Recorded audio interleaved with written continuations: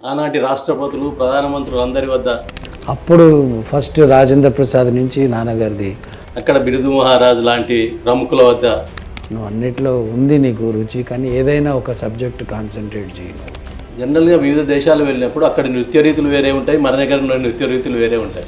వేరే కంట్రీ వెళ్ళినప్పుడు మనం ఏ ప్రాంతం అన్నది అప్పుడు ఉండదు. అది నేను మంగళ 1987 అప్పుడు రెడ్ కార్పెట్ మొత్తం ఆర్ట్ మ్యూజిక్ అయితే వినలేందండి రష్యా. మన ఇండియన్స్ అంత కట్టుబడిగా ఉండరు. ఏదైనా art form commitment, discipline, dedication లేనిది కాదు అది. ప్రగటే బ్రజనందలా ఆల సకల సుఖ నిదనియా. విదేశాలకు వెళ్ళినప్పుడు నృత్యానికి సంబంధించిన ఇప్పుడు ఎవరో చూసేవాళ్ళు చూస్తారు, మధ్యలో నుంచి లేచిపోయే వాళ్ళు లేచిపోతారు. నృత్యోత్సవాలు అనేటివి వాటి పట్ల ఆదరణ కొంత తక్కువ అనేది.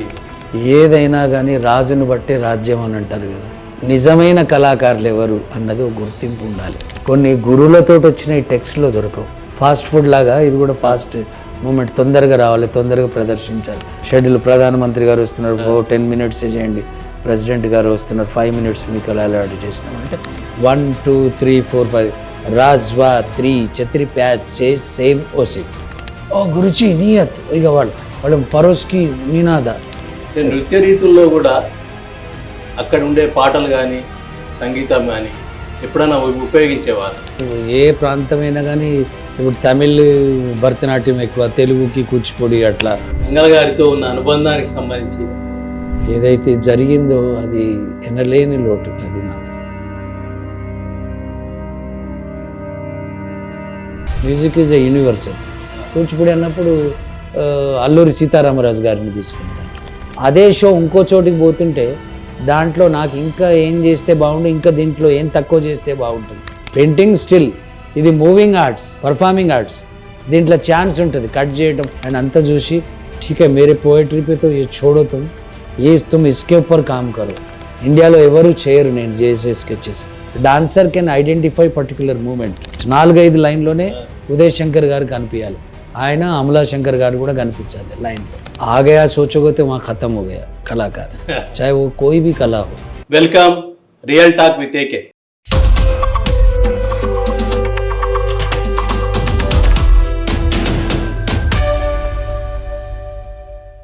మనం ప్రస్తుతం కథక్ నృత్యకారుడు, జానపద నృత్యాల పట్ల ప్రత్యేక ఆసక్తితో వాటిని ప్రోత్సహించిన వ్యక్తి, సంగీతకారుడు, చిత్రకారుడు, కొరియోగ్రాఫర్, బహుముఖ ప్రజ్ఞాశాలి రాఘవరాజ్ భట్ గారింట్లో ఉన్నాం. నమస్కారం సార్. నమస్తే. గోపాల్ రాజ్ భట్ ఈ పేరు ప్రస్తుతం ప్రపంచానికి తెలియకపోవచ్చు, కానీ 50 సంవత్సరాల క్రితం ఆ పేరు సుప్రసిద్ధం, ప్రపంచవ్యాప్తం, దేశవ్యాప్తం. వారి కుమారుడు ఈయన. వారు మనకు ఇంటర్వ్యూ ఇవ్వడానికి సంసిద్ధులైనందుకు కృతజ్ఞతలు. మీరు గోపాల్ రాజ్ భట్ గారి వద్ద నేర్చుకున్న, అంటే నాన్నగారి వద్ద నేర్చుకున్న విద్య ఏంటి? ఏం లేదు, చిన్నప్పటి నుంచి మా ఇంట్లో నాన్నగారు జానపద నృత్యాల గురించే ఆయన తాపత్ర ఎప్పుడు కానీ, ఆదివాసీ నృత్యాలకు కానీ వీటికి. అంటే ఏమేమి ఉంటుండేవి అప్పుడు? అన్ని మథురి డాన్సు, కోయా, గోండ్ డాన్స్, ఈ ట్రైబ్స్ని తీసుకురావటం, ఇంట్లో ఉండటం, వాళ్ళు మళ్ళీ వాళ్ళతో ప్రదర్శనలు ఇప్పించటం. ఆ తర్వాత మళ్ళీ దింసా అయింది, గురువయ్యలు, గరగలు, ఇటువంటి మన రిచువల్ డాన్సెస్ కూడా, బతుకమ్మ కానీ బోనాలు కానీ ఇటువంటివన్నీ ఆయన ప్రదర్శనలు ఆయన్నే స్వయంగా తన స్టూడెంట్స్తో తన ప్రదర్శన చేసేది. ఎక్కడైతే ఆథెంటిసిటీ కొంచెం ఒరిజినల్స్ ఉండాలి, గవర్నమెంట్ లెవెల్లో పోయినప్పుడు వాళ్ళని ఒరిజినల్ వాళ్ళని తీసుకెళ్ళేది తన. దాంట్లో ఆయన స్వయంగా చిత్రకారుడు కాబట్టి అన్ని కలర్ కాంబినేషన్, డ్రెస్సెస్ని వాళ్ళని చాలా ఇంట్రెస్ట్గా చూసేది. వాళ్ళకి తక్కువ ఉన్న వాటిని అవి వాళ్ళ ట్రెడిషన్ పట్ల ఎలా ఉండాలి అన్న దాంతో వాటిని అట్లాగే దాన్ని వాళ్ళను చేయించేది, పెట్టించేది వాళ్ళకి. ఆనాటి రాష్ట్రపతులు ప్రధానమంత్రులు అందరి వద్ద వారికి గుర్తింపు ఉండేది. అవును.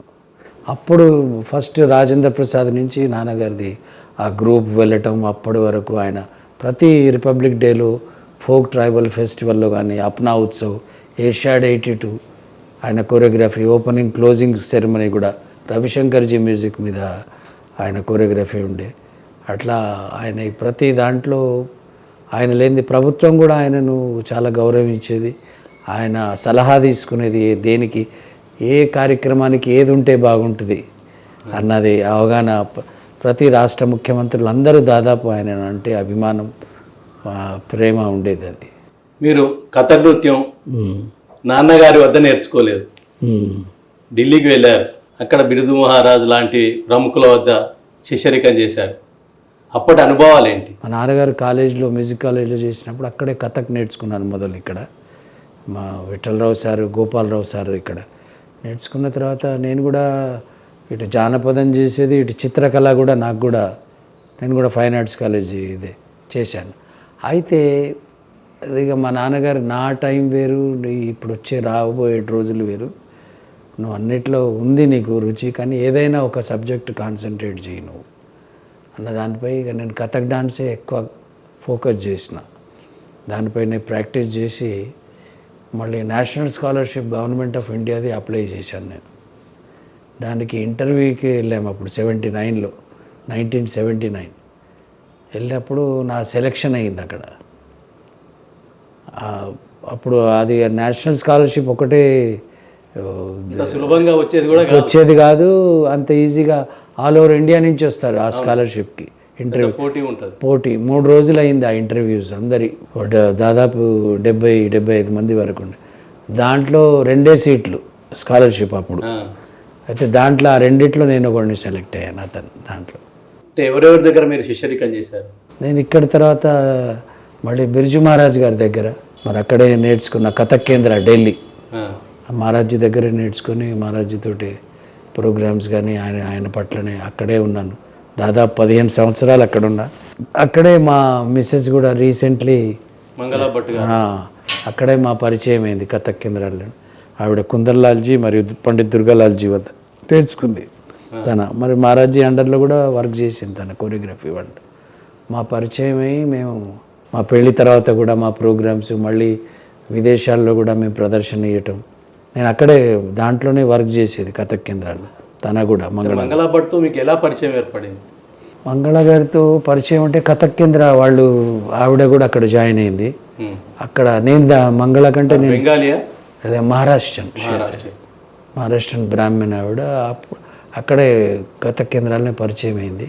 అప్పుడు ఎప్పుడు అనుకోలేదు స్టూడెంట్ లైఫ్లో కొంచెం ఇక ప్రొఫెషనల్గా ఏం చేయాలి, ఒక పట్టుదలతోటి ఏదైనా చేయాలి అన్న దాంతో అనుకున్నవి మాకు అట్లా కలిసి వచ్చినాయి. కాబట్టి మళ్ళీ మా గురువులకు చెప్తే గురువుగారే పండిత్ దుర్గాలాల్జీయే ఆవిడ గురువుగారే కన్యాదానం చేశారు. గురువుగారు కన్యాదానం చేయడం అనేది చాలా అరుదైన సంగతి. బస్ అంతా అమ్మా నాన్నలు చేయడం అనేది ఆయన నేనే చేస్తా నేనే వస్తా అని ఆయన స్వయంగా వాళ్ళ ఫ్యామిలీతో వచ్చి చేయడం జరిగింది. మా నాన్నగారు కూడా అప్పుడు ఒప్పుకున్నారు, సరే చేసుకోండి అని. ఇక అట్లాగే మేము కళల్లోనే దేశ విదేశాలు పోవటం, అటు వెళ్ళటం ఇవన్నీ జరిగినాయి. తాష్కంట్ కూడా తన వర్క్ చేసింది ICCR నుంచి. అంటే మీరు వివిధ దేశాలు పర్యటించారు. మంగళ భట్ గారు కొన్ని దేశాలు పర్యటించారు, మీరు కొన్ని దేశాలు ఇద్దరం కలిసి పర్యటించినవి ఉన్నాయి, విడివిడిగా పర్యటించినవి ఉన్నాయి. వాటి అనుభవాలు ఏంటి? విడివిడిగా ఎందుకైందంటే మేము కళ కొరకే ఒకటి అయినప్పుడు మరి విడివిడిగా వచ్చినప్పుడు కూడా చేయాలి కదా కళ నమ్ముకున్నప్పుడు అన్నప్పుడు ఆ పైనే ఆ షరతు మీదనే మేము వేరుగా కూడా పనిచేసినాం ఆర్ట్ కొరకే. ఏ దేశాల్లో చేశారు? తన తాష్కంట్లో చేసినప్పుడు నేను ప్యారలల్గా సింగపూర్లో చేశాను. తర్వాత మళ్ళీ నేను మాస్కోలో చేశాను, మినిస్ట్రీ ఆఫ్ ఎక్స్టర్నల్ అఫైర్స్ నుంచి. ఇది చేసి మళ్ళీ ఇండియాకి రావడం జరిగింది, ఢిల్లీకి రావడం జరిగింది. మళ్ళీ హైదరాబాద్ షిఫ్ట్ అయినాం. హైదరాబాద్లో ఒక ఆకృతి ఉమ్మడిగా కలిసి చేసిన దేశాలు ఏంటి? ఉమ్మడిగా కలిసి సౌత్ ఈస్ట్ ఏషియన్ కంట్రీస్, మళ్ళీ అమెరికా, మళ్ళీ కెనడా, మిడిల్ ఈస్ట్, యూరోప్ కూడా వెళ్ళినాము. జనరల్గా వివిధ దేశాలు వెళ్ళినప్పుడు అక్కడ నృత్య రీతులు వేరే ఉంటాయి, మన దగ్గర ఉన్న నృత్య రీతులు వేరే ఉంటాయి. అందులో మీరు కథక్ అనేది మన తెలంగాణకు సంబంధించిన నృత్య రీతి కాదు. అవును, దాన్ని ఎంచుకున్నారు. అక్కడ అనుభవాలు ఏంటి? మరి అక్కడ ఉండే నృత్య రీతులతో మీరు మేళవింపు చేశారా, లేకపోతే మీ ప్రత్యేకతని చాటుకుంటూ వెళ్ళారా? ఇప్పుడు మనం ఒక వేరే కంట్రీ వెళ్ళినప్పుడు మనం ఏ ప్రాంతం అన్నది అప్పుడు ఉండదు. అది అప్పుడు భారతదేశం అన్నదే పేరు వస్తుంది. ఆప్ కహాకే బై ఇండియాకే, హిందుస్థాన్కే, ఇదే ఉంటుంది. You are from India, yes I'm from India. అప్పుడు ఇండియా అనేటప్పటికి దాంట్లో నాది Kathak dance, north Indian classical art form ఇది మాది. కాబట్టి ఫస్ట్ ఇండియా అనగానే హిందీ, అంతే కదా, హిందీ స్పీకింగ్. మా లిటరేచర్ కథక్లో హిందీ, సాంస్క్రిటే. తర్వాత కొంచెం రెపర్ట్వార్ వరకు కొంచెం తొందరగా అట్రాక్షన్ అవుతుంది ఆ కథక్ డాన్స్ విదేశాలలో. ఎందుకంటే ఎవరికి కానీ అది చెప్పి చేయటం, అట్లా సింపుల్గా ఆ వేషభూష మేల్ డాన్సర్స్ది అట్లా చేయటం, వాళ్ళని బోల్డ్ చెప్పి అట్రాక్ట్ చేయడం, కొంచెం ఇట్లాంటివి కొంచెం చేసి వాళ్ళను అవగాహన చేసేది. వేషధారణ కూడా కొంత భిన్నంగా ఉంటుంది. హెవీ మేకప్ అవంతా మేల్ డాన్సర్స్కి ఉండవు. సింపుల్గా కుర్తా పైజామా, బండి అని అంటాం మేము, ధోతి కానీ బండి కానీ లేకుంటే అంగర్కా, ఇట్లాంటి సింపుల్ డ్రెస్సులు వేసుకొని కొంచెం మేకప్, కొంచెం లైట్ మేకప్. అది ఎవరిష్టం వాళ్ళది. మేమైతే అట్లా అయ్యేది. అది పద్ధతి అని కాదనుకోండి, ఎవరిష్టం వాళ్ళది, ఎవరి టేస్ట్ వాళ్ళది. లేడీస్కి వచ్చేసరికి ఇక లేడీస్ అంటే సహజం కదా, అది లేడీస్ అనేటప్పుడు కొంచెం వాళ్ళు మొదలే లేడీస్ అనగానే ఒక బ్యూటీ, దాంట్లో కొంచెం తయారైన తర్వాత వాళ్ళ అలంకరణ ఎక్కువ ఉంటుంది. తక్కువ చేసినా కొంచెం ఎక్కువ అనిపిస్తుంది కూడా. మీరు రష్యాలో చేసినప్పుడు అక్కడ నృత్య రీతికి మన నృత్య రీతికి కొంత మేళవింపు చేసినట్టుగా ఉంది. ఆ మేళవింపు అంటే బాలే నృత్యం కదా అక్కడ బ్యాలే డాన్స్ వాళ్ళు చాలా పవర్ఫుల్. తర్వాత రష్యాలో ఆర్టిస్టులు చాలా గొప్ప ఆర్టిస్టులు.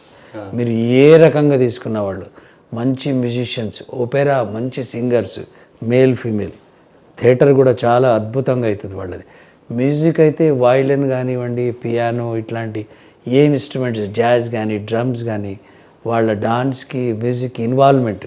అట్లాగే పెయింటర్ కూడా అంత డెప్త్, స్కల్ప్చర్, వాళ్ళు చాలా ఫైన్ ఆర్ట్స్లో వాళ్ళది ఒక్కొక్క. నేను అనుకునేది ఈవెన్ మెట్రో స్టేషన్ మీకు చెప్తే నమ్మరు, మాస్కోలో metro station every metro station is a art gallery. స్టేషనే ఆర్ట్ గ్యాలరీ లాగా ఉంటుంది. మీరు మెట్రో స్టేషన్ అని అనుకోవద్దు, కనిపించదు మీకు ఇక్కడ. ప్యాలెస్, షాండిలియర్, ఇదేంది మెట్రో దీంట్లో నుంచి వస్తుంది అనుకోవాలి కొన్ని చోట్ల.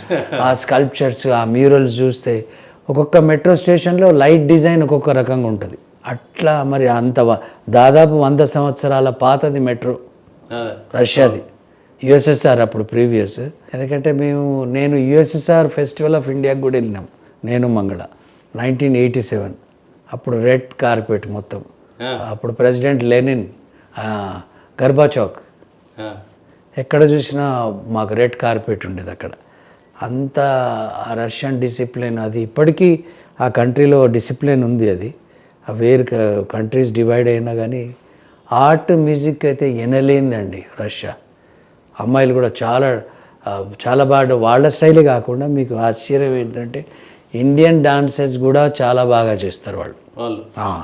కథక్ కానివ్వండి, మీరు కథకే అని అనుకోకండి, వాళ్ళ అమ్మాయిలు వాళ్ళు భరతనాట్యం, కూచిపూడి, ఒడిస్సీ, మోహినియాట్టం, ప్రతి డాన్స్ వాళ్ళు ఇండియాకి వచ్చి ఏ పెద్ద ఇన్స్టిట్యూషన్, ఏ పెద్ద గురువులు ఉన్నా అక్కడ నేర్చుకుంటారు. వాళ్ళు నేర్చుకున్నారు కూడా, నేర్చుకుని వచ్చి మళ్ళీ వాళ్ళు అక్కడ నేర్పిస్తున్నారు.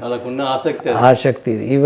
ఈవెన్ వాళ్ళు హిందీ సినిమా, బాలీవుడ్ సినిమా పాటలు, ఈవెన్ తెలుగు, తమిళ్, మలయాళం సాంగ్స్ పైన కూడా లేటెస్ట్ వచ్చింది. మళ్ళీ మీకు నెక్స్ట్ డే 2 డేస్లో వాళ్ళ డాన్స్ కనిపిస్తుంది.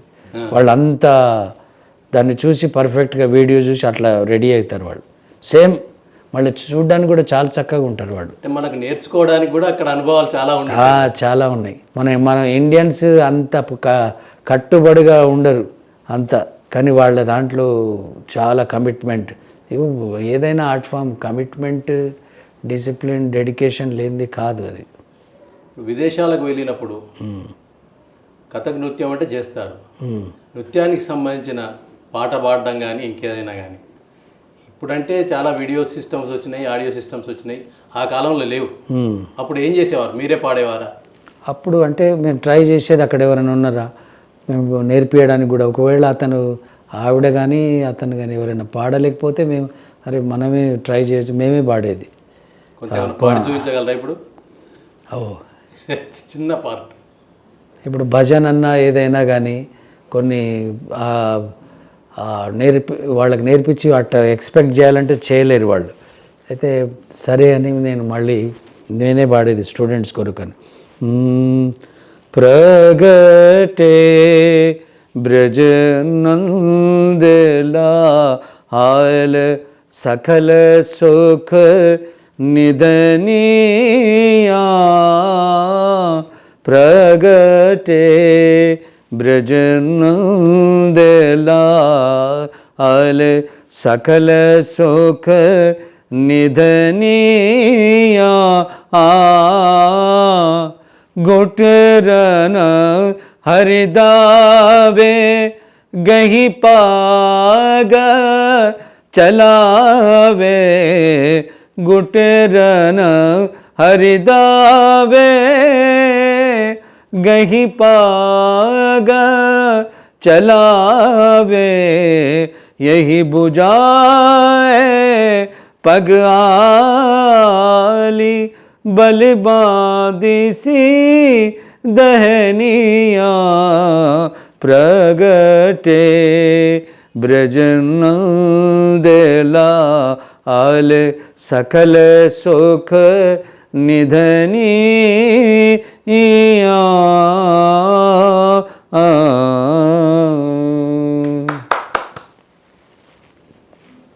మీరు ఢిల్లీలోనే విద్యాభ్యాసం చేశారు, అక్కడే మీ వివాహానికి అంకురార్పణ జరిగింది. అవునండి. ఎన్ని సంవత్సరాలు అక్కడే కార్యక్రమాలు నిర్వహించారు ఢిల్లీ వేదికగా? ఢిల్లీ వేదికగా 15 సంవత్సరాలు ఉన్నాను అక్కడ. 15 సంవత్సరాలు? 15 సంవత్సరాలు ఉన్నాను. బయటకు వెళ్ళాము ఇక. దాని తర్వాత ఇక్కడ 2000 నుంచి మేము కంటిన్యూ, మేము 93లో షిఫ్ట్ అయినాము ఇక్కడికి, హైదరాబాద్. అంటే మీ పూర్వీకులదేమో కరీంనగర్. మా ఫాదర్ కరీంనగర్, అంటే మా తాతగారు గర్రెపల్లి, కరీంనగర్ గర్రెపల్లి. మా నాన్నగారు హై స్కూల్ తర్వాత కాలేజ్ ఆఫ్ ఆర్ట్ పెయింటింగ్ కొరకు నారాయణ రెడ్డి గారు, ఆయన ఇద్దరు బాల్యమిత్రులు. ఆ కరీంనగర్ కమాన్ ఓపెనింగ్కు మా నాన్నగారి డాన్స్, నారాయణ రెడ్డి గారి పాటలట. నారాయణ రెడ్డి గారు చెప్పేది, ఆయన ఎన్నో ఉపన్యాసాలలో ఇద్దరు. అయితే వాళ్ళిద్దరు రావటం ఇక్కడికి, ఆయన ఎడ్యుకేషన్ ఉస్మానియా యూనివర్సిటీలో, మా నాన్నగారేమో కాలేజ్ ఆఫ్ ఆర్ట్లో జాయిన్ అయ్యారు అప్పటి రోజుల్లో. ఫస్ట్ బ్యాచ్ ఆర్ట్ కాలేజ్కి. మన కాపు రాజయ్య గారు, నాన్నగారు ఇద్దరు క్లాస్మేట్స్ ఫైన్ ఆర్ట్స్లో. ఢిల్లీలో ఉండే వాతావరణం వేరే, అంటే ఆ ప్రాంతంలో నార్త్ ఇండియాలో ఉండే వాతావరణమే కాకుండా కళలు, నృత్య రీతులు చాలా భిన్నంగా ఉంటాయి మన దగ్గర కంటే. అంటే మన గిరిజన నృత్యాలు, జానపద నృత్యాల కంటే అక్కడ చాలా తేడాలు ఉంటాయి. అక్కడికి సంబంధించిన గిరిజనులుగా ఉండొచ్చు, ఫోక్ సంబంధించిన వాళ్ళు ఉండొచ్చు. అక్కడికి ఇక్కడికి ఏమైనా తేడా గమనించారా? ఇప్పుడు ఢిల్లీ ఏంటంటే, ఢిల్లీ అదొక ఇట్ ఈస్ ఏ సిటీ, ఒక ప్రాంతమే అది. అక్కడి నుంచి ఇప్పుడు ఈ ఢిల్లీలో ఎవరున్నా కానీ వేరే ప్రాంతాల నుంచి వచ్చిన వాళ్ళే అక్కడ సెటిల్ అయ్యండి. మిగతా కథక్ కానివ్వండి, వేరే ఆర్ట్ ఫామ్లు, భరతనాట్యం, కూచిపూడి కానీ, అది రాజధాని కాబట్టి అక్కడ ఉన్నారు. తర్వాత ఫోక్, ట్రైబల్ ఆర్ట్స్ అన్నీ వేరే. ఢిల్లీది అన్నది ఏం లేదు అక్కడ. ట్రైబ్స్ ఫోక్ అనేది సబ్జెక్ట్ అక్కడ ఏం లేదు. మిగతా రాష్ట్రాలు ఉంటాయి కాబట్టి అది నార్త్ ఇండియన్స్ ఏంటంటే, వాళ్ళు చాలా నార్త్ ఇండియన్ మ్యూజిక్ ఇన్స్ట్రుమెంట్ కానివ్వండి, వోకల్ కానివ్వండి, డాన్స్ కానీ, ప్రాక్టీస్, గురుభక్తి ఎక్కువ అక్కడ. అప్పుడు ఆ రోజుల్లో, ఇప్పుడుది నేను చెప్పలేను. నేను ఆ రోజుల్లో అట్లా భక్తిపూర్వకంగా అట్లా నేర్చుకునేది, అట్లా చూసినాం మేము పెద్దవాళ్ళని కూడా, మాకంటే సీనియర్స్ అని కూడా, మమ్మల్ని చూసిన వాళ్ళు కూడా. అట్లా ఆ గురుభక్తి, వాళ్ళు నేర్పించడం, ఆ విద్య మీద ఆ పట్టుదల, దాన్ని ప్రాక్టీస్ చేయటం, అది ఆ నార్త్ ఇండియాలో అది ఒక వేరే. అక్కడ ప్రదర్శనలు ఇచ్చినప్పుడు గొప్ప అనుభూతి పొందిన ప్రదర్శన ఏంటి? అక్కడ ప్రదర్శనలు అంటే, ఇప్పుడు సంగీతం ఇప్పుడు ఎట్లా ఉంటుందంటే, ఆడియన్స్లో కొన్ని ఫెస్టివల్స్, డాన్స్ ఫెస్టివల్సే అయ్యేది. డాన్స్కి సంబంధించిన వాళ్ళే ఎక్కువ కనిపించేది, మ్యూజిక్ డాన్స్ వాళ్ళే కనిపించేది. అటువంటి ఫెస్టివల్లో డాన్స్ చేయడం అన్నది చాలా గొప్పతనం. వాళ్ళు అప్రిషియేట్ చేసినా కానీ అది ఆ ఆనందం వేరే ఉంటుంది. ఇప్పుడు ఎవరో చూసేవాళ్ళు చూస్తారు, మధ్యలో నుంచి లేచిపోయి వాళ్ళు లేచిపోతారు, వాడు టైం చూసుకుంటాడు, అంత ఎక్కువసేపు కేటాయించలేరు. ఇప్పుడు అంత టైం అంత లేదు ఎవరికి. దాన్ని అప్రిషియేట్ చేయడానికి కూడా రాదు ఎవరికి, చేయరు కూడా. అది అప్రిషియేట్ చేయడం కూడా ఒక కళనే, అందరికీ రాదు అది. అందరు చేసే అవసరం కూడా లేదు మాకు కూడా అర్థమవుతుంది. అప్రిషియేట్ ఎట్లా ఉంటుందో అన్నది. అవును. ఎందుకంటే మేము ఆ డెప్త్లో నుంచి వచ్చినాం కాబట్టి ఆ ఫీలింగ్ తెలిసిపోతుంది. ఉమ్మడి ఆంధ్రప్రదేశ్లో కానీ తెలంగాణ ఏర్పడిన తర్వాత కానీ నృత్యోత్సవాలు అనేటివి పెద్దగా వాటి పట్ల ఆదరణ కొంత తక్కువ అనేది అనుకుంటున్నారు. అట్లా అనుకున్నాడు ఏంది ఉన్నదే, అది అనుకున్నాడు ఏం లేదు, అది ఉన్నదే. ఏదైనా కానీ రాజును బట్టే రాజ్యం అని అంటారు కదా. అవును. అది రాజుకి ఇష్టమై ఉండాలి కళల పట్ల. అది సంగీతం కానీ, నృత్యం కానీ, సాహిత్యం కానీ, చిత్రకళ కానీ, కళలు కానీ, నిజమైన కళాకారులు ఎవరు అన్నది ఒక గుర్తింపు ఉండాలి. ఆ కళల పట్టి అట్లా ఉండి చేయాలి. ఆ ఫెస్టివల్స్ అట్లా ఆ విధంగా ఆ కళకు సంబంధించిన వాళ్ళతో సలహాలు తీసుకొని ఆ సలహాకారుడిగా పెట్టుకుంటే ఒక మంచి కళాకారుడిని ఉపయోగం ఉంటుంది. మీరు తెలంగాణ హైదరాబాద్లో స్థిరపడ్డ తర్వాత విదేశీ పర్యటనలు కానీ, దేశ పర్యటనలు కానీ, దేశంలోని వివిధ రాష్ట్రాల పర్యటనలు కానీ కొనసాగించారు. తెలంగాణకు వచ్చి హైదరాబాదులో స్థిరపడ్డాక ఇక్కడే సంగీత కళాశాల కానీ, నృత్య కళాశాల కానీ వీటితో ఉన్న అనుబంధం ఏంటి? నేను మ్యూజిక్ కాలేజ్లో నేను లెక్చరర్గా పనిచేశాను. నేను ప్రిన్సిపల్గా కూడా రిటైర్ అయినాను. ఇక్కడ అనుభవం అంటే ఇప్పుడు మేము మా మంగళ గారు మేము స్థాపించింది ఆకృతి కథక్ కేంద్రాన్ని ఒకటి తన స్థాపించింది ఇక్కడ. ఎందుకంటే అప్పుడు ఆ రోజుల్లో కథకు ఉన్న పరిచయం ఎంత ఉన్నా కానీ మేము వచ్చాక ఎందుకంటే ఆ గురువులు పెద్ద గురువుల దగ్గర నేర్చుకుంది సౌత్ ఇండియా నుంచి మేమే. ఎంటైర్ చెన్నైలో కానీ, ఇటు కర్ణాటక, కేరళలో కూడా ఎవరు లేరు అంత పెద్ద, దక్షిణలో లేరు ఎవరు అంత పెద్ద గురువుల దగ్గర నేర్చుకున్న వాళ్ళు. మేము నేర్చుకున్న తర్వాత ఇటు చెన్నై, కేరళ, కర్ణాటక కూడా మేము ప్రదర్శనలు చేయడానికి ప్రత్యేకంగా పోయేది. దాని కొరకు ఏది అన్నది కాకుండా కథక్ ప్రచారణ కొరకు మేము చాలా హార్డ్ వర్క్ చేసినాం. ఇక్కడ మన స్టేట్ ఆంధ్రప్రదేశ్లో కూడా, ఈ తెలంగాణలో కూడా. తర్వాత ఒక అవగాహన వచ్చింది, ఒక ఏర్పడింది. ఏమిటి ఇప్పుడు దాని దృష్టి మరి ఇప్పుడు వస్తున్నారు, ఇప్పుడు చేసేవాళ్ళు చేస్తున్నారు, మంచిది, సంతోషం. కొత్త వాళ్ళు కూడా వచ్చారు బయట నుంచి కూడా కొన్ని వేరేగా. కానీ మా ఆకృతిలో మేము మా గురువులతో మేము ఏ విధంగానైతే నేర్చుకున్నామో అది ఆ కళలో మంగళ గారు అట్లాగే దాన్ని కొనసాగించి పిల్లలకు నేర్పించడం ఉంది. దాదాపు 1000 మంది విద్యార్థులు నేర్చుకొని వెళ్ళిన వాళ్ళు ఉన్నారు. దేశంలో విదేశాల్లో కూడా పోయినారు. మాకు అంతేకాకుండా రష్యన్స్ మా దగ్గర నేర్చుకున్న వాళ్ళు కూడా ఇండియన్ స్కాలర్షిప్ పైన మా దగ్గరికి హైదరాబాద్కే వచ్చారు. రష్యన్స్ కూడా ఇక్కడ దాదాపు 4-5 ఏళ్ల వరకు వాళ్ళు ఇక్కడ ఉండి వాళ్ళు నేర్చుకున్నారు. ఇప్పుడు వాళ్ళు టీచర్లు, వాళ్ళు పర్ఫార్మర్స్ వాళ్ళ కంట్రీస్లో చేస్తున్నారు. అట్లా ఇప్పటికి కూడా ఆ ఆకృతి నేను మంగళ గారు ఏ విధంగానైతే దాన్ని మొదలుపెట్టారో దాన్ని నేను కొనసాగిస్తున్నాను. ఇక్కడ బంజారా హిల్స్లో ఉంది, ఒకటి మాదాపూర్లో, రెండు బ్రాంచెస్ ఉన్నాయి. దాంట్లో అందరూ చిన్నవాళ్ళు, పెద్దవాళ్ళు, కళ మీద ఉన్న అభిమానులు, దాని మీద వాళ్ళు కూడా డిగ్రీస్ కూడా చేస్తున్నారు. బయట రీసెర్చ్ కూడా స్టూడెంట్స్ కూడా ఉన్నారు మా దగ్గర. రీసెర్చ్ అంటే కథక్ పైన అంటే ఇప్పుడు కొంచెం ఎడ్యుకేషన్ సిస్టమ్ కదా, కొందరికి ఏదో పరిశోధన చేయాలని ఉంటుంది.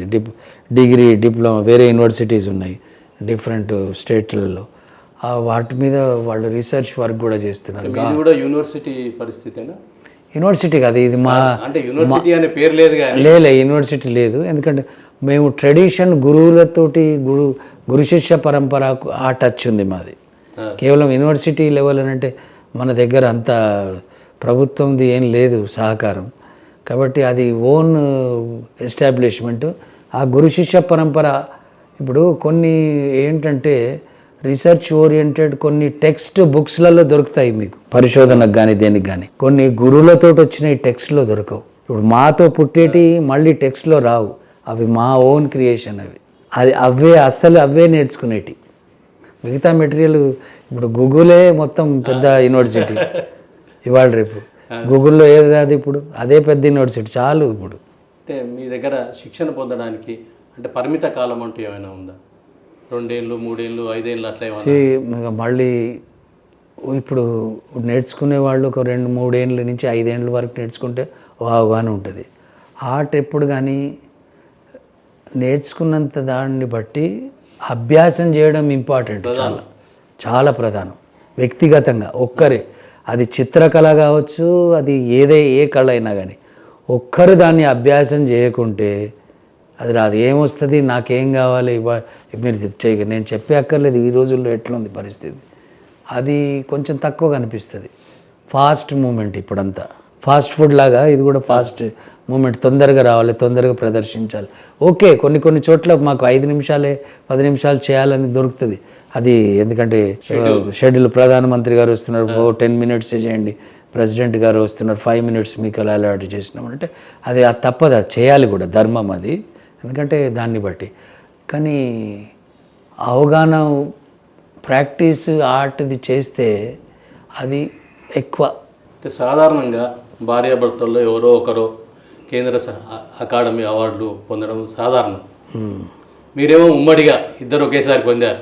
ఇద్దరు, మేము 2 రాష్ట్రాల్లో, ఆంధ్రప్రదేశ్లో కూడా తెలంగాణలో కూడా ఇద్దరం కలిసే పొందినాం. మళ్ళీ కేంద్ర Sangeet Natak academy president of India గారు వారి చేతుల మీదుగా ఇప్పుడు ద్రౌపది ముర్ము గారే ఈ విజ్ఞాన్ భవన్లో ఇచ్చారు 2023లో. కానీ మాకు 2019 అవార్డు దొరికింది.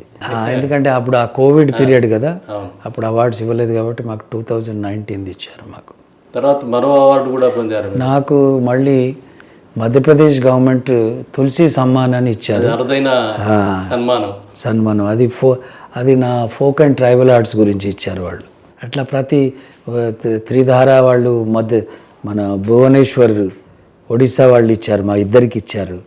అట్లా చాలా కొన్ని అవార్డ్స్ ఉన్నాయి. రష్యాలో ఇచ్చినాయి, ఉమ్మడిగా ఇచ్చినవి ఉన్నాయి. బెంగాలీ, గుజరాతీ అన్నట్టుగా వివిధ రాష్ట్రాలు తిరిగినప్పుడు, ప్లస్ రష్యాకి వెళ్ళినప్పుడు, ఈ వివిధ దేశాలు వెళ్ళినప్పుడు ఆయా భాషలు కూడా నేర్చుకోవడానికి కారణం ఏంటి? ఇప్పుడు ఇక్కడ ఉన్నప్పుడే నేను ఆఫ్కోర్స్ తెలుగు మన భాష, మన హైదరాబాద్లోనే పుట్టాం కాబట్టి ఉర్దూ ముందు నుంచే, ఈ ఏరియా మనది ఉర్దూ హిందీ మిక్స్ అనుకోండి, యాస కొంచెం వేరే అనుకోండి. అప్పుడు హైదరాబాద్లో, ఢిల్లీ వెళ్ళిన తర్వాత శుద్ధ హిందీ అందరు మా కళాకారుల దాంట్లో ఏంటంటే, అరే క్యా హై భాయ్, కహా పర్ గయే ఆప్, కిధర్ హై, आइए आप जल्दी आइए, कार्यक्रम शुरू होने जा रहा है तो आप समय पर रहिए, उसका पालन करिए. ఇట్లా మాట్లాడేటప్పటికీ అరే భయ్ ఇదంతా వీళ్ళు ఇంత ప్యూర్గా, అది మంచిగా అనిపించేది వినడానికి కూడా. ఇప్పుడు ఒక భాష మాట్లాడే విధానంలో ప్రధానమైనది ఆ ఒక్క యాక్సెంట్, స్లాంగ్, అది ఉండాలి. అది ఉంటేనే కళకి, ఆ భాషకి అందం. అయితే హిందీ అట్లాగే మా కళాకారులలో హిందీ మాట్లాడే వాళ్ళు అందరు బనారసి, లక్నో, నేను మా మహారాజీతోటి కానీ మా ప్రోగ్రామ్స్లో వెళ్ళేవాడిని. అయితే వాళ్ళంతా మాట్లాడే అప్పుడు స్టార్టింగ్లో అర్థం కాకపోయేది, మళ్ళీ నేను ట్రై చేసేది వాళ్ళ కొన్ని భాష. అయితే యాక్సెంట్ హిందీయే, కానీ దాన్ని అరే కా బిటా కా గైల్ ఖైలికి నాయి అంటే ఎక్కడ పోయినావు, తిన్నావా తినలేదా నువ్వు, ఇట్లా ఇవన్నీ నాకు కూడా ఇష్టం అనిపించాయి. అరే హందీ బాత్ తో భయ్, వాళ్ళు పిలిచేది కూడా అదే, అరే వీనికి అర్థం కాదు అని పిలవకపోతుండే వాళ్ళు, వాళ్ళ భాష వాళ్ళ యాక్సెంట్నే పిలిచేది, నాకు అర్థమయ్యేది, మళ్ళీ నేను మాట్లాడే ప్రయత్నం. ఇట్లా ఈ విధంగా ఇష్టపడి భాష, వేషభూష ఏ ప్రాంతందైనా అది ఎవరి అందం వాళ్ళదే, ఎవరి భాష వాళ్ళ ప్రేమనే వాళ్ళ మీద. అది అట్లాగే బెంగాలీ, మా దగ్గర బెంగాలీ ఆర్టిస్ట్ కూడా చాలామంది ఉండి దాంతో బెంగాలీ మాట్లాడడం ఇప్పటికి కూడా. అట్లా ఆ విధంగా మంగళ మహారాష్ట్రన్ కాబట్టి మరాఠీ, తర్వాత తమిళ్ కూడా నాకు అనుభవం, సో తమిళ్ కూడా మాట్లాడతా. సో తెలుగు, తమిళ్, మరాఠీ, బెంగాలీ, పంజాబీ అర్థం అవుతుంది మాట్లాడేదానికి ప్రయత్నం చేస్తే. ఎందుకంటే ఇక అది అణువులో ఉండాలి ఎప్పటికీ, కొంచెం వాడుకలో ఉండాలి, వాడుకలో ఉన్నప్పుడు పెరిగే అవకాశం ఉంది. ఇక రష్యన్ సీక్నా హై భయ్, అయితే వాళ్ళకి హిందీ రాదు, ఇంగ్లీష్ రాదు. అప్పుడు నేను వెళ్ళినప్పుడు వాళ్ళకి ఇంగ్లీష్ నేర్చుకోవాలని వాళ్ళకి తాపెత్తర. వాళ్ళకి అరే నాకు కూడా అరే రష్యన్ సీక్నా హై ముझे, కగ్దిలా ఖరాషో. అప్పుడు ఇక కౌంటింగ్ చెప్పేది, మేము కౌంటింగ్ నేర్చుకున్నాం, మాట్లాడి కొంచెం. టీచర్, హిందీ టీచర్ ఆవిడకి రష్యన్ కూడా వస్తుంది, థోడా బతాओ आप कैसे ये करना बात करना. तो 1 2 3 4 5 राजवा 3 4 5 6 7 ओसिम 1 2 3 4 5 6 7 8 తా థై థై తత్ ఆ థై థై తత్ రాజ్వా త్రీ చత్రి ప్యాచ్ సే సేమ్ ఓసిమ్. ఈ కౌంటింగ్. ఓ గురుచి నియత్. ఇక వాళ్ళు పరోస్కి నినాద ఇంగ్లీష్ గవారీస్ అంటే నువ్వు పరోస్కి అంటే రష్యన్, పరోస్కి నువ్వు మాట్లాడు. నువ్వు నాదా పరోస్కి నాదా.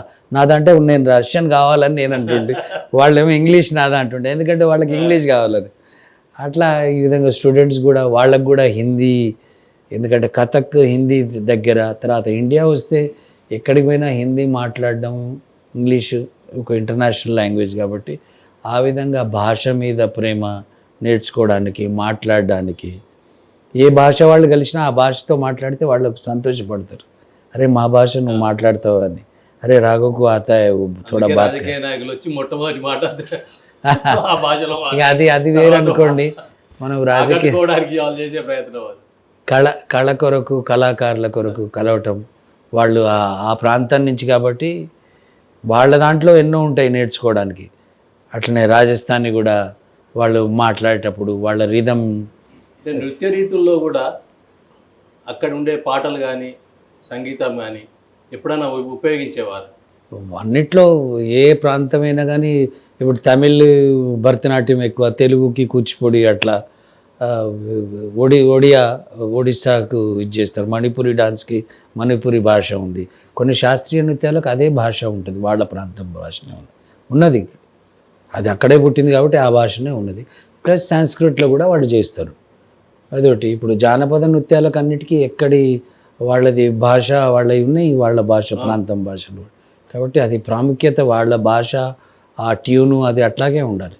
మీరు వివిధ రకాలుగా పాటలు పాడడంలో కానీ, అంటే పాటలు అంటే ఇవో సంగీతానికి సంబంధించినవి, పాటలు అంటే వేరే రకం కాదు, ఆ పాటల్లో మీరేమైనా నిష్ణాతులు కావడానికి ప్రయత్నం చేశారు?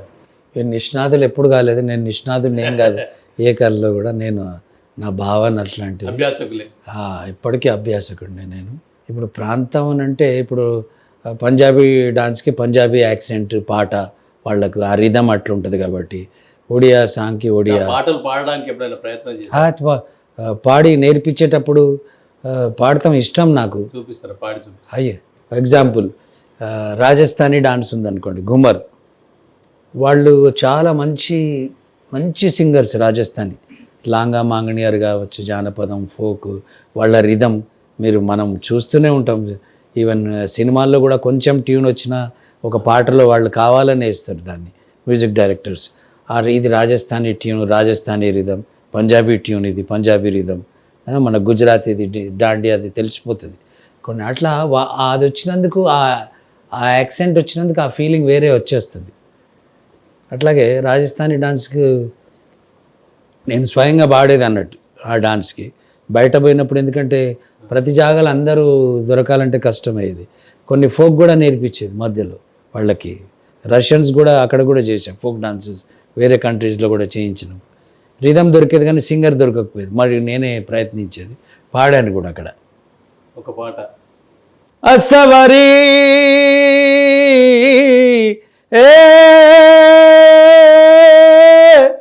हे माने घूमर छे मत वाली रे माने घूमर मनवा माने रे ओ रजनी घूमर मनवा राने रे हे माने घूमर छे मत वाली रे माने. ఈ విధంగా దాని ట్యూన్, యాస, ఆ ఫీలింగ్, ఆ టెంపో అట్లా తీసుకెళ్తేనే దానికి అందం ఉన్నట్టు. నేషనల్ ఆర్ట్ థియేటర్ దాంట్లో కూడా పనిచేశారు ఢిల్లీలో. మంగళ గారు మీరు ఇద్దరు కలిసి పనిచేశారా? మీరు మంగళ గారు థియేటర్ ఆర్ట్స్ దాంట్లో అంటే ప్లేలో కూడా చేసింది. తన అబీబ్ తన్వీర్ సాబ్ గొప్ప డైరెక్టర్, మధ్యప్రదేశ్. ఆయన దాంట్లో ఆగ్రా బజార్లో మంగళ పనిచేసింది ఆయన డైరెక్షన్ ప్లేలో. నేను ఎందుకంటే థియేటర్ ఆర్ట్స్ అంటే NSD, national school of drama మాది ఒకటే ప్రీమిసెస్ కాబట్టి, అన్ను కపూర్, రఘువీర్ యాదవ్ అయితే నా రూమ్మేటే ఉండే. ఇప్పుడు ముంగరిలాల్ క్యాసిన్ సప్నే పంచాయత్ వస్తుంది కదా, అతను మంచి గొప్ప ఆర్టిస్ట్, ఫోక్ థియేటర్ నుంచి వచ్చిన ఆయన. ఆయన పాడటం, హార్మోనియం, ఫ్లూట్ ఎంత చాలా బాగా వాయిస్తాడు ఆయన. ఇట్లా పంకజ్ కపూర్, సీమా విశ్వాస్, చాలామంది ఆర్టిస్టులతో పరిచయం. ఆ థియేటర్ అట్లా ఉండేది. అయితే అవకాశం కూడా ఉండేది, చేసినాం మేము దాంట్లో. థియేటర్ ఆర్ట్సే కాకుండా సంగీత అకాడమీ కేంద్ర, ఇప్పుడు నేను అంటే అకాడమీలో పనిచేసినాం అక్కడ. నేను కథక్ కేంద్ర ఒక బ్రాంచ్ అన్నట్టు, సంగీత నాటక అకాడమీదే ఒక సిస్టర్ బ్రాంచ్ అది. మణిపురి ఆర్ట్స్ అకాడమీ ఇంఫాల్లో, తర్వాత కుడియట్టంది కేరళలో, తర్వాత కథక్ కేంద్ర ఢిల్లీలో. అయితే నేను అక్కడ ఫస్ట్ నేర్చుకున్న తర్వాత నేను అక్కడే పనిచేశాను కథక్ కేంద్రాలో. నేను కానీ మంగళ అక్కడే పనిచేసినాం మేము. తర్వాత మ్యారేజ్ తర్వాత కూడా మేము అక్కడే ఉన్నాం కూడా. ఆ అనుభవం వేరే. మంగళ గారితో ఉన్న అనుబంధానికి సంబంధించి ఏమైనా చెప్పగలరా? సరే, ఎంత చెప్పినా నా జీవితంలో చెప్పినా తక్కువే. అది తక్కువే. ఇది ఏదైతే జరిగిందో అది ఎనలేని లోటు. అది నాకు గత సంవత్సరం జూన్ నెలలో, ఈ గత సంవత్సరమే దగ్గర. అది ఎప్పుడూ అనుకోలేదు, ఎవరికి అట్లా కాకూడదు. అంత ఇద్దరం మేము 24/7 మేము ఫ్రెండ్సే ఎక్కువ ఇద్దరం. మా ఫ్రెండ్షిప్పే అలాంటిది. ఎక్కడికి పోయినా ఇద్దరం పోవటం, ఎక్కడ ఏది చేసినా ఇద్దరం చేయటం అన్నిట్లో. అది సడన్గా తనకి ఆ ప్రాబ్లం, హిమోగ్లోబిన్ ప్రాబ్లం రావటం, ఇదంతా జరిగింది. ఎన్నో ఉన్నాయి కలిసి చేసిన పనులు. ప్రతి కొరియోగ్రఫీలో తన ఐడియా, తననే ముందు చాలా క్రియేటివ్ వర్క్ చేసింది తను. నేను సపోర్టింగ్గా ఎంబడి ఉండేది తనకి ఎప్పటికీ. కానీ క్రియేటివ్ వర్క్, తన ఆలోచన, సాంస్క్రిట్ బుక్స్ చేసి బుక్స్ చదవటం, లిటరేచర్ పైన చాలా ఆమెకు అనుభవం, దాని మీద ఆమెకి ఇష్టం కూడా. తర్వాత ఏ ప్రొడక్షన్ను బట్టి ఏ రాగంలో పెట్టాలి, ఎందుకంటే సంగీత జ్ఞానం కూడా ఉంది ఆమెకు, నేర్చుకుంది తను. కాబట్టి అది ఏ రాగంలో పెడితే ఆ థీమ్ మీద ఆ ఫస్ట్ 2 స్టాంజర్స్ మళ్ళీ సీరియల్ వైజ్ వస్తాయి కదా, పార్ట్ బై పార్ట్, దాని ప్రకారంగా మ్యూజిక్ అట్లా చేయడం, అట్లా చేయించి మేమే ఫస్ట్ అనుకొని అన్నయ్యి వాళ్ళకి చెప్పి రికార్డింగ్ చేసి కలిసి మ్యూజిక్ చేసిన సందర్భాలు చాలా ఉండి ఉంటాయి. చాలా చేసినాం, చాలా ప్రొడక్షన్స్ ఉన్నాయి. ఏ కంట్రీకి వెళ్తే ఏ ఇన్స్ట్రుమెంట్ ప్లేయర్ దొరికినా మేము వాళ్ళను ఇండియన్ దాంట్లో సిస్టంలో వాడినాం. ఎందుకంటే మీ అల్టిమేట్లీ మ్యూజిక్, గిటార్ దొరికినాయండి, ట్రంపెట్ దొరికినా కానీ మేము యూజ్ చేసినాం దాన్ని. రిథమ్ డిఫరెంట్ పర్కషన్స్ ఉంటాయి వేరే కంట్రీలో. అయితే రిథమ్ ఈజ్ రిథమ్. ఆ ఇన్స్ట్రుమెంట్ చూడడానికి వేరే ఉండొచ్చు, కానీ వాయించడంలో మనకు కావాల్సింది అయితే రిథమ్ దొరుకుతుంది కదా. ఆయనకు చెప్తే, ఎక్స్ప్లెయిన్ చేస్తే ఆయన వాయించేటోడు, రాసుకునేది వాయించుతుంది. అయితే ఆ దాంట్లో మనకేం rhythm music is a universal. కాబట్టి మనకు అది మనం దాన్ని ఎట్లా చేసుకోవాలనేది అది మన మీద ఉంటుంది, తెలిసి ఉండాలి. అది దాంట్లో మాకు మేము చేసినాం. మా గురువు గారులతో ఎంతో అనుబంధం దొరికింది అటువంటి వాటిలలో, వాళ్ళతోటి ఉన్నందుకు మాకు ఎంతో. కాబట్టి మేము కూడా తరచుగా ఆ ప్రయత్నం కంటిన్యూగా ఇప్పటికి కూడా మా ఆకృతి కథక్ కేంద్రాల్లో మేము చేస్తూనే ఉన్నాను. అది శాస్త్రీయ నృత్యం కావచ్చు, అది జానపదం కూడా కావచ్చు. దాని ట్యూన్ ఏదైనా రిథమాటిక్ ఉంటే దాన్ని ఏ విధంగా మనం దీంట్లో యూజ్ చేయాలన్నట్టు వాళ్ళ కంప్లీట్ ప్రొడక్షన్ జానపదందైనా కానీ నేను చేస్తాను. వాళ్ళ జానపద వాళ్ళతోటి క్లాసికల్ బేస్ది, క్లాసికలే కాకుండా వేరే క్లాసికల్ని కూడా కలిపి కూడా మేము చేసినాం. 2 years బ్యాక్ రంగ్ స్వాధీనిత అని ఇండియా గేట్ దగ్గర ఢిల్లీలో అయింది. ప్రైమ్ మినిస్టర్ గారి ప్రోగ్రామ్ అది సంగీత నాటక అకాడమీ. దాంట్లో ప్రొడక్షన్ అయితే 5 స్టైల్లో చేసాం మేము. ప్రతి స్టైల్లో 5 డాన్సర్స్. 5 స్టైల్స్ అంటే ఏమేంటి? దాంట్లో కథక్, కూచిపూడి, భరతనాట్యం, ఒడిస్సీ, తర్వాత మోహినియాట్టం తీసుకొని ఇవన్నీ కలిపి చేసినాం. ఆ రంగ స్వాధీనత, ఫ్రీడమ్ ఫైటర్స్ సబ్జెక్ట్ తీసుకున్నాం అన్నట్టు. తీసుకొని ఒక్కొక్క డాన్స్ ఫామ్ని ఒక్కొక్క ఫ్రీడమ్ ఫైటర్కి ఇచ్చినాం. ఇప్పుడు కూచిపూడి అన్నప్పుడు అల్లూరి సీతారామరాజు గారిని తీసుకున్న దాంట్లో ఆయన కాంట్రిబ్యూషన్, ఆయన డైలాగ్, కొంచెం వాయిస్ ఓవర్ కూడా చెప్పి ఆ రిథమాటిక్లో కంపోజ్ అయింది. అది అట్లా వివిధ నృత్యాలు కలగలిపినప్పుడు వాటి పట్ల అనుభవం కూడా ఉండాలి. అది ఉంది మాకు.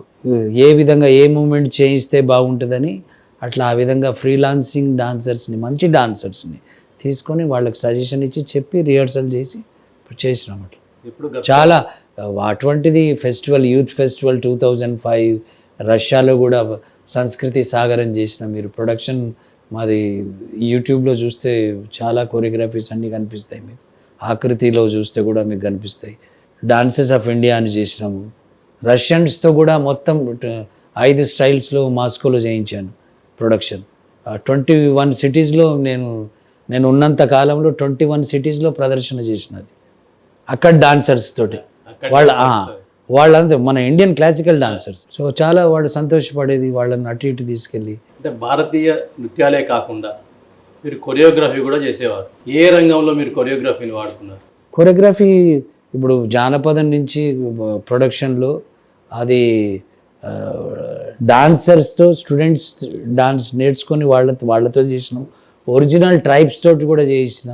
నాకు అకాడమీ చేసింది టైమ్ స్క్వేర్లో, ఇన్క్రెడిబుల్ ఇండియా న్యూయార్క్లో టైమ్ స్క్వేర్లో అయింది. అది 2008లో అయింది. అది అక్కడ కూడా నేను కొరియోగ్రఫీ చేసిన. దాదాపు 250 మంది రాజస్థానీ, గుజరాతీ వీళ్ళంతా ఫోక్, ఒరిజినల్ ఫోక్ అకాడమీ కేంద్ర ప్రభుత్వం. అయితే నన్ను కొరియోగ్రఫీగా నన్ను చేయమన్నారు. చేసినాం మేము. అక్కడ 4-5 రోజులు ఢిల్లీలో రిహర్సల్ చేసి మేము మళ్ళీ న్యూయార్క్ పోయినాం. అక్కడి నుంచి కొరియోగ్రఫీలో ప్రత్యేక అనుభవాలు ఏంటి? కొరియోగ్రఫీలో ఇక ఎందుకంటే నాకు అవగాహన ఏంటంటే ఇటు పెయింటింగ్, ఇటు ఫోక్, రిథమ్. నేను ఒక మ్యూజిషియన్ కూడా రూపం కాబట్టి వీళ్ళని ఏ రిథంలో వీళ్ళని ఎంట్రీ చేయాలి అన్నది, వాళ్ళ వేషభూష మీద, వాళ్ళు ఏ ప్రాంతం ఏది వాళ్ళ దాని మీద, తర్వాత క్లాసికల్ ఫామ్ను దీంట్లో ఎట్లా కలపాలి, ఏ విధంగా. సో ఇవన్నీ ట్రై చేయాలి, ఎక్స్పెరిమెంట్ చేయాలి. ఒక్కొక్కటి చేసినా కొద్దీ అనుభూతి వస్తూ పోయింది, ఎక్స్పీరియన్స్. దాన్ని బట్టి ముందుకెళ్ళిన ధైర్యంగా, అరే ఇట్లా చేయొచ్చు. అట్లా లాస్ట్ టైం ఇట్లా చేసినాక దీన్ని ఇట్లా ఇంకోసారి అదే కొరియోగ్రఫీ అయిపోయిన తర్వాత కంప్లీట్ అయిపోదు. ఆ పెయింటింగ్ అక్కడే ప్రదర్శన.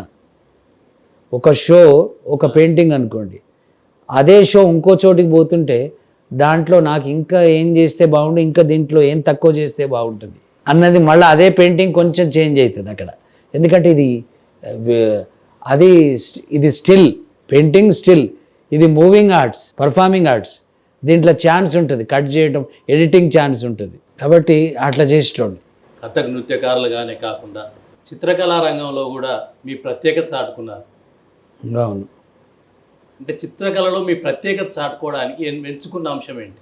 చిత్రకళలో ఎట్లా అయిందంటే, నేను చిన్నప్పటి నుంచి డాన్స్, అఫ్కోర్స్ నాన్నతోటి వచ్చింది చిత్రకళ. నాన్న స్కెచెస్ వేస్తుండే, ఆయన చూసినాము. తర్వాత ఆయన స్కెచెస్ కొన్ని డాన్స్ ఫామ్లో ఆయన దించేది చిన్న మా నాన్నగారు. తర్వాత అట్లనే నేను కాలేజ్ ఆఫ్ ఆర్ట్ కూడా వెళ్ళడం జరిగింది. అయితే నేను డాన్స్ తోటి నేను రిలేటెడ్ అయ్యేది.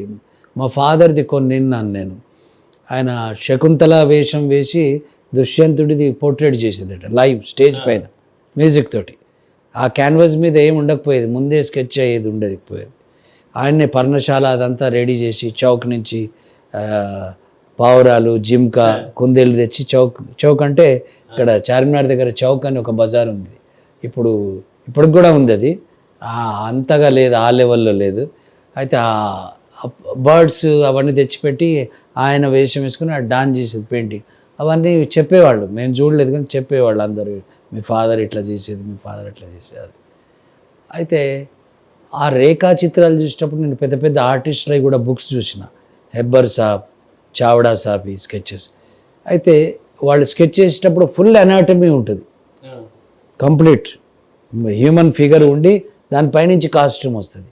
ఆ వేవ్స్, లైన్స్ కూడా బాగుంటాయి. ఇట్లాగే ఇక నేను ఢిల్లీలో ఖాళీ టైం ఎప్పుడు ఊరికే చేసేది అన్నట్టు.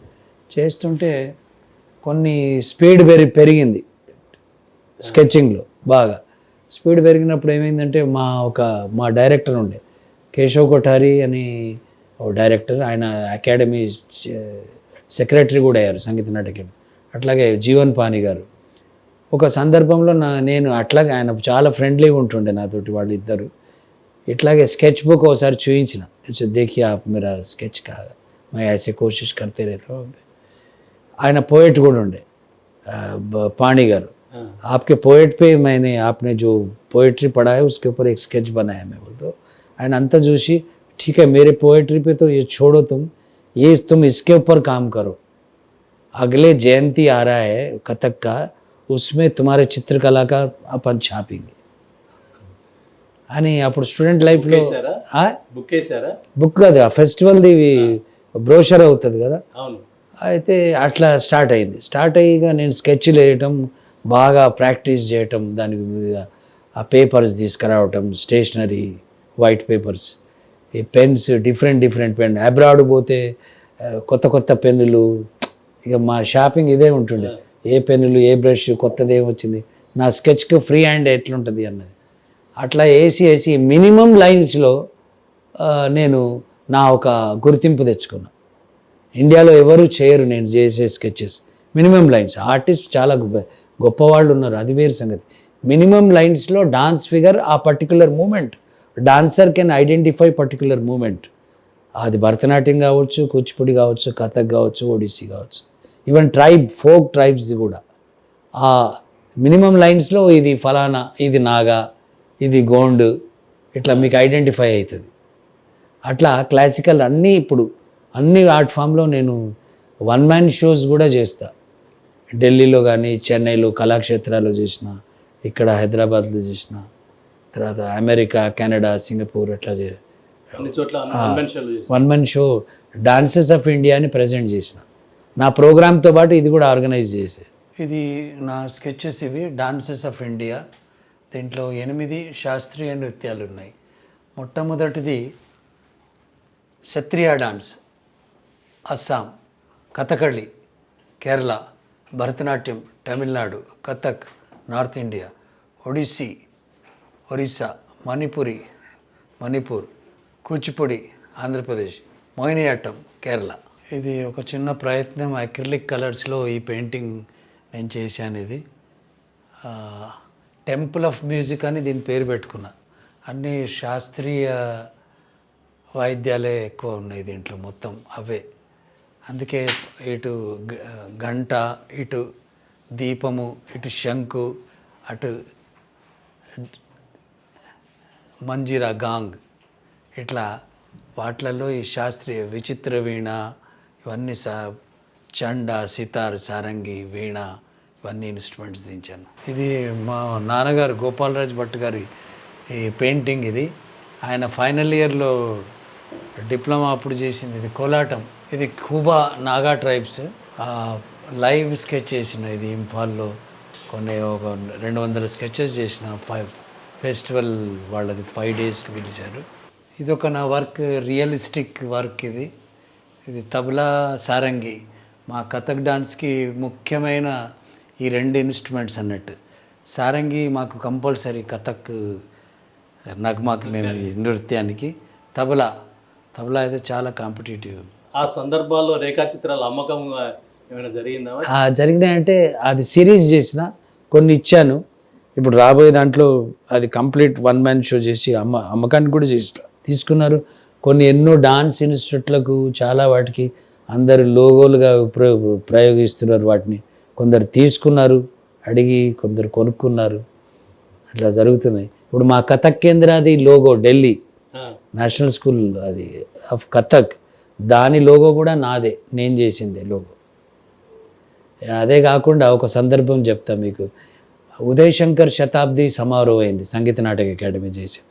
ఉదయ్ శంకర్ అంటే రవిశంకర్జీ, పండిట్జీ రవిశంకర్జీ గారి brother, modern dancer Uday Shankar. ఆయన పైన పెద్ద ఫెస్టివల్ జరిగింది, ఉదయ్ శంకర్ శతాబ్ది సమారోహం అని 2001లో. అయితే వాళ్ళ ఫ్యామిలీ అందరూ వచ్చారు, వాళ్ళ వైఫ్, డాటర్ వచ్చి ఆయన పైన ఫెస్టివల్ ఢిల్లీ, బాంబే, మళ్ళీ కలకట్టాలో అయింది. అయినప్పుడు ఆయన పైన స్కెచ్చింగ్ చేయమన్నారు నన్ను. ఆయన బాడీ మూమెంట్స్ చాలా టిపికల్గా ఉంటాయి, ఆయన పోజెస్ కానీ హ్యాండ్ మూమెంట్స్ చూడడానికి చాలా ఫోర్స్ఫుల్ ఉంటుంది. ఆయన హైట్ పర్సన్. అయితే అప్పుడు నా కల్పన సినిమా చూపించడం జరిగింది అకాడమీలో. కల్పన ఆయన నటించిన ఒక ఆయన సినిమా, ఓన్ సినిమా. తర్వాత ఆయన ఇంటి నుంచి అన్ని ఫోటోగ్రాఫ్స్ వచ్చినాయి పెద్ద పెద్దవి. నేను అంటే ఆ మినిమం లైన్స్ క్యాచ్ చేయాలి ఆయన మూమెంట్స్ని చేసి, ఒక దాదాపు ఒక 150 వరకు మెరిట్ వాటిలో నుంచి తీసి, మళ్ళీ దాంట్లో నుంచి ఒక 15 తీసి దాన్ని క్యాన్వాస్లో దించాను. 4 feet 5 feet ఆయన డాన్స్ ఫిగర్స్ 4-5 లైన్లోనే ఉదయ్ శంకర్ గారు కనిపించాలి, ఆయన అమలా శంకర్ గారు కూడా కనిపించాలి లైన్లో. వాళ్ళది డువెట్ ఉంది, అవి దించాను. అది చాలా హైలీ అప్రిషియేటెడ్. శాంతా సర్బజీత్ సింగ్ అని పెద్ద ఆథర్, ఆవిడ లేరు ఇప్పుడు. ఆవిడ రాఘవ్జీ ఆప్కు ఏ కర్నా హై, క్యో ఆప్ కర్ సక్తే హై, ఆప్కు కర్నా హై, ఆప్కే అందర్ హై. అరే నేను అక్కడే ఢిల్లీలో ఉండి 15 days సైలెంట్గా ఉన్నాను, ఎందుకంటే ఆ ఫీల్ రావాలి నాకు.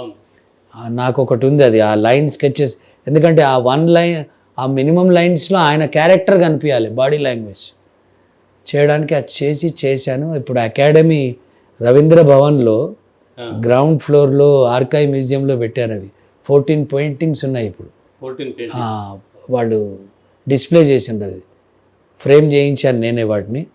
అక్కడ చేయించాక వాళ్ళు రవీంద్ర భవన్లో పర్మనెంట్గా పెట్టారు. అవి చిత్రకారులుగా, సంగీతకారులుగా, అంటే సంగీతం పట్ల ఆసక్తితో ఏ సంగీతాలు నేర్చుకున్నారు? ప్రదర్శనలు ఇవ్వడం వేరే విషయం, అంటే ఒక రంగంలో ఉండి మరో రంగానికి సంబంధించి నేర్చుకోవడం అనేది. ఇప్పుడు రంగం అని లేదండి, పిచ్చి. ఇప్పుడు నాకు ఎక్కడికి వెళ్తే అక్కడ ఇన్స్ట్రుమెంట్ కొనేది, ఇన్స్ట్రుమెంట్ బాగుంటే తీసుకునేది.